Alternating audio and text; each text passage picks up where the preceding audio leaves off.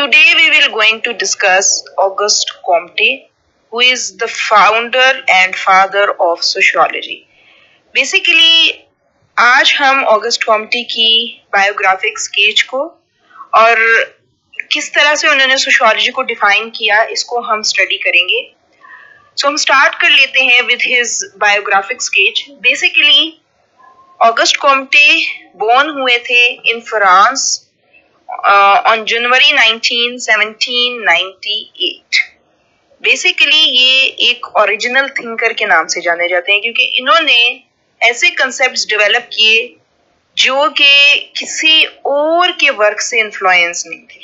यानी कि जिस तरह से अगर आप कार्ल मार्क्स को देखें बड़ा हीगल से इन्फ्लुएंस थे, अगर आप मैक्स वेबर को देखें तो वो हीगल और वी कैन से कि कार्ल मार्क्स से बहुत ज्यादा इन्फ्लुएंस थे.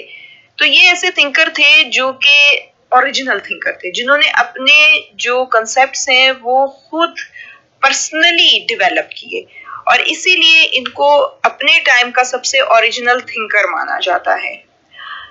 बहरहाल ये एक ऐसे स्टूडेंट थे जो कि पॉलिटिकल एक्टिविटीज में भी बड़े एक्टिव रहे और इसी वजह से इन्हें एक्सपेल्ड किया गया फ्रॉम इकोले पॉलिटेक्निक जो कि इनका एक वी कैन से कि एजुकेशनल इंस्टीट्यूशन था और देयरफॉर ये कभी भी इस काबिल हो ही नहीं सके कि ये कॉलेज लेवल डिग्री को हासिल कर सके, जिसकी वजह से उनके एकेडमिक करियर पे इसके बड़े नेगेटिव इफेक्ट आए थे. आगे उन्होंने अपने करियर का आगाज सेंट साइमन की ऑफ कोर्स सुपरविजन में स्टार्ट किया. बेसिकली ये 1817 को उनके एक सेक्रेटरी के तौर पर काम करने लग गए और Claude Henri Saint Simon basically 40 साल बड़े थे कॉम्टे से और कॉम्टे हाईली इन्फ्लुएंस थे सेंट साइमन से. इन्होंने इनकी सुपरविजन में बहुत सारे काम अंजाम दिए और बेसिकली बहुत सारे वर्क लिखे जो कि एक मेजर कंट्रीब्यूशन थी ऑगस्ट कॉम्टे की. ऑगस्ट कॉम्टे बड़े पॉजिटिव आइडियाज रखते थे सेंट साइमन के बारे में और वो सेंट साइमन के बारे में कहते थे कि ये वो पर्सन है जिन्होंने मुझे फिलोसॉफिकल डायरेक्शन में लॉन्च किया है और इनके बगैर मैं कुछ नहीं हूँ. बेसिकली मेरा सारा वर्क जो है इन्हीं की वजह से है. लेकिन इट वाज इन 1824 एक स्प्लिट अकर हुआ और कॉम्टे ने सेंट साइमन को छोड़ दिया. अकॉर्डिंग टू कॉम्टे के मेरी ही कंट्रीब्यूशंस हैं लेकिन वो मेरे नाम को ऐड नहीं कर रहा, उसको ओमिट कर रहा है. इस बेस पे कॉम्टे और सेंट साइमन में बहुत सारे कॉन्फ्लिक्टिंग वी कैन से कि रिलेशंस डेवलप हुए और इसी बेस पे ऑगस्ट कॉम्टे ने उसे एक डिप्रेव जगलर का नाम दिया और सिमिलरली उन्होंने कहा कि भाई मेरा जो रिलेशनशिप था सेंट साइमन के साथ वो बड़ा डिजास्ट्रस था, बड़ा कैटास्ट्रोफिक था, तो मेरा इस बंदे से कोई ताल्लुक नहीं है. बेसिकली ऑगस्ट कॉम्टे एक ऐसे थिंकर थे जो कि इंडस्ट्रियल रेवोल्यूशन से बहुत ज्यादा इन्फ्लुएंस्ड थे.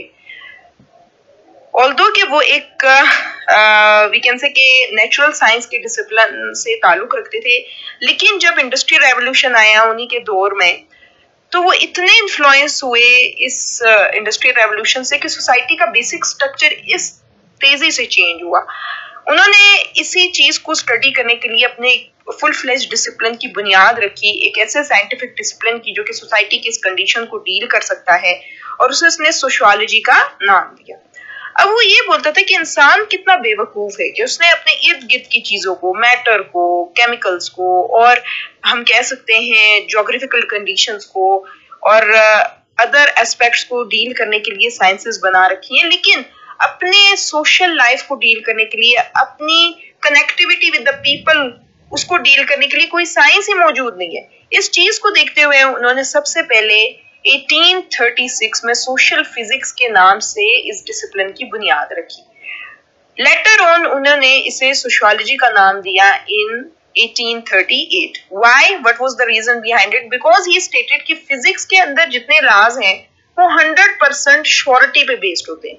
There is no we can say कि probability in them. They are 100% accurate. लेकिन अगर हम सोसाइटी की बात करें, चूंकि वो ह्यूमंस को कंटेन करती है, उनके बारे में 100% श्योरिटी से प्रिडिक्ट करना, उनके बिहेवियर्स को डिफाइन करना is completely impossible.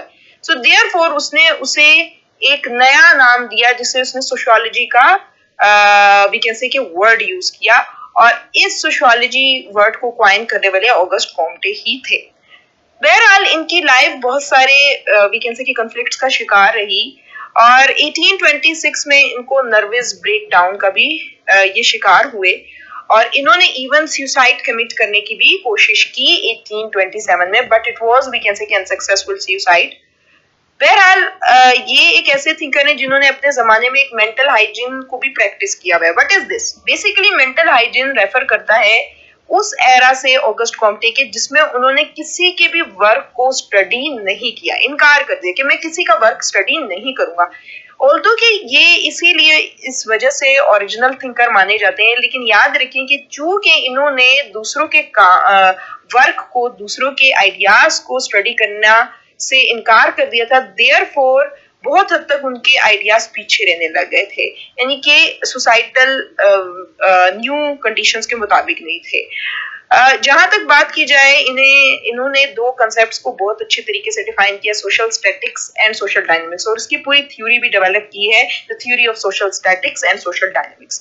Social statics में बेसिकली हम सोसाइटी के ऑर्डर सिचुएशन को, इंस्टीट्यूशंस की आपस में कनेक्टिविटी को डील करते हैं और किस तरह से वो होल के लिए काम करके पूरी स्टेबिलिटी क्रिएट कर रहे हैं। लेकिन अगर हम सोशल डायनेमिक्स की बात करें तो बेसिकली इसमें चेंज को फोकस करते हैं। एज यू नो कि सोसाइटी एक डायनेमिक एस्पेक्ट है, सोसाइटी कभी भी स्टैटिक नहीं रही। एक स्टैटिक सोसाइटी एक डेड सोसाइटी होती है, और सोसाइटी के लिए चेंज होना, अकॉर्डिंग टू न्यू कंडीशंस डलना बड़ा जरूरी होता है, वरना तो वो खत्म हो जाए। बहरहाल इन्होंने एक अनदर कंसेप्ट भी इंट्रोड्यूस करवाया था, which is the religion of humanity के नाम से। अब रिलीजन ऑफ ह्यूमैनिटी क्या है? वो कहता है कि सोशियोलॉजी इस सेंस में सबसे इंपॉर्टेंट किरदार अदा कर सकती है, यानी कि सोशियोलॉजिस्ट को उसने प्रीस्टहुड ऑफ ह्यूमैनिटी करार दिया। उसने कहा कि मैं एक ऐसे रिलीजन को क्रिएट करना चाहता हूं जो कि सब पे इक्वली अप्लाई हो, और वहां सोशियोलॉजिस्ट जो है एज अ मींस काम करें और इन मैटर्स को डील करें, इसलिए उसने उनको प्रीस्टहुड ऑफ ह्यूमैनिटी करार दिया, जो कि पॉजिटिव चेंज लाए, जो सोसाइटी में ऑर्डर कॉज करें। इसी तरह इन्होंने सोशियोलॉजी को एक अनदर इंपॉर्टेंट नाम से पुकारा है, विच इज अल्टीमेट साइंस। ऐसी साइंस जो कि सब चीजों का मजमुआ है, कॉम्प्रिहेंसिव साइंस है, जो कि हर एरिया को थॉरली डील करेगी। सिमिलरली इनको एक अनदर कंसेप्ट के लिए भी बहुत हद तक जाना जाता है, which is law of 3 stages. ये एक ऐसा वर्क है जो कि सबसे इंपॉर्टेंट है।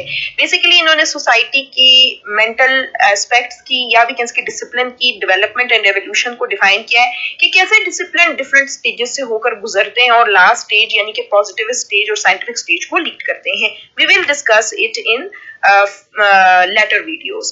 Basically, another important thing कि ये मुख्तलिफ theories के लिए जाने जाते हैं, such as the theory of social statics and social dynamics, the theory of law of stages as well as type of science, etc. इन्होंने मुख्तलिफ किस्म की बुक्स लिखी, जिस तरह से पॉजिटिव फिलोसफी के नाम से इन्होंने बुक लिखी 1830 से 1842, 6 वॉल्यूम्स थे इसके। इसी तरह पॉजिटिव पॉलिटी के नाम से इन्होंने बुक लिखी 1851 एंड 1845, इसके 4 वॉल्यूम्स इन्होंने प्रोड्यूस किए। जहां तक बात की जाए इन्होंने सोशियोलॉजी को किस तरह से डिफाइन किया, ये सबसे इंपॉर्टेंट इनकी डेफिनेशन है जो कि उन्होंने डिफाइन किया ऑन रिगार्ड टू सोशियोलॉजी। वो कहते हैं कि sociology is a science that deal with the social organisation and progress, यानी कि सोशियोलॉजी की साइंस है किस चीज की? सोशल ऑर्गेनाइजेशन की एंड प्रोग्रेस की। अब साइंस से क्या मुराद है कि एक ऐसा डिसिप्लिन है जो कि साइंटिफिक अप्रोच को, साइंटिफिक मेथड को, साइंटिफिक टूल्स को, साइंटिफिक प्रोसीजर्स को यूज करती है ताकि सोशल ऑर्गेनाइजेशन को डील कर सके। ऑर्गेनाइजेशन क्या है कि ये सोसाइटल वी कैन से कि इंस्टीट्यूशंस की आपस में कनेक्टिविटी को सोशल ऑर्गेनाइजेशन कहते हैं, यानी कि जब सोशल इंस्टीट्यूशंस आपस में कनेक्ट हो जाते हैं तो वो सोशल ऑर्गेनाइजेशन को लेते हैं और इससे ऑर्डर क्रिएट होता है। ऑन द अदर हैंड उसने सिर्फ ऑर्गेनाइजेशन की बात नहीं की, उसने जो प्रोग्रेस की भी बात की है, और वो कहते हैं कि ये चेंज को भी डील करता है। सोसाइटी कैसे चेंज होती है, कैसे इवॉल्व होती है, दोनों आपस में कनेक्टेड है। अगर इंस्टीट्यूशन मिलजुल कर काम करेंगे वो सोसाइटी के अंदर प्रोग्रेस एंड डेवलपमेंट लेकर आएंगे। आई होप आपको आज की वीडियो पसंद आई होगी।